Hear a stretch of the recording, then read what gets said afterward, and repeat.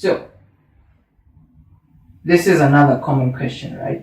Prove that circle A touches circle B. Another common question for your prelims, finals, student exams, and normal tests, right? If they want us to prove that these two circles touch each other, this is how you're going to work it out.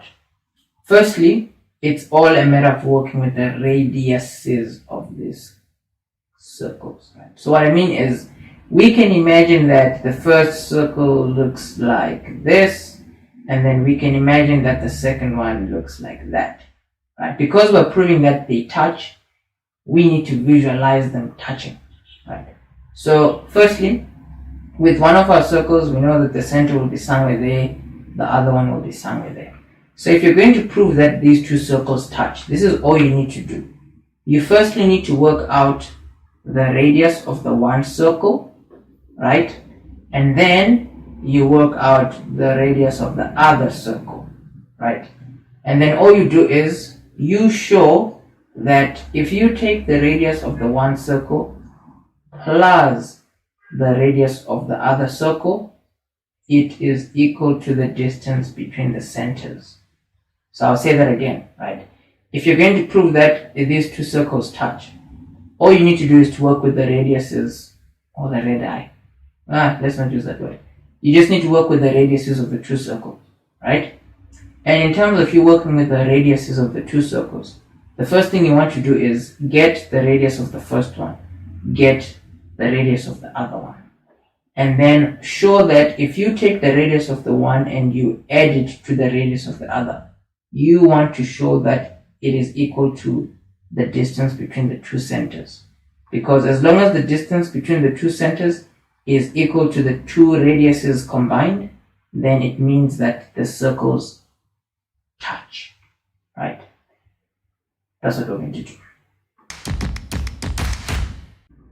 Okay, so let's dive right into it.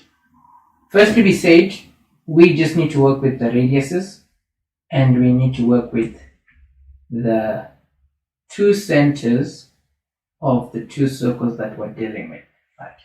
So firstly, we can already see that from what is given, the radius of circle R, circle A, is equal to 5, and then the radius of circle B is equal to 3.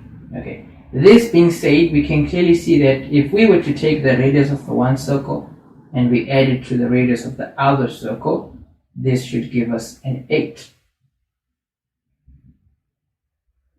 Right? Let me put it as 5 plus 3. This should give us an 8. Okay. So this is giving us an indication of where we're going, right? We want to show that if we take the center of the one circle and we take the center of the other circle and we work out the distance between them, the distance there should be an 8. If the distance between those 2 points is an 8, it means that the circles touch. That's what we're going to do.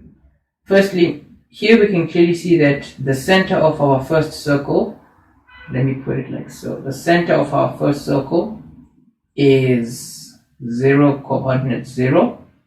The center of our second circle, clearly we can clearly see that the x value of the center of B is a positive 8, and then the y value of the center of B is going to be a 0. So we know what our two centers are. We are just going to work out the distance between them and show that the distance is 8. This is a blunt example. However, you can clearly see that the distance is going to be 8. So if we're going to put that in the distance formula,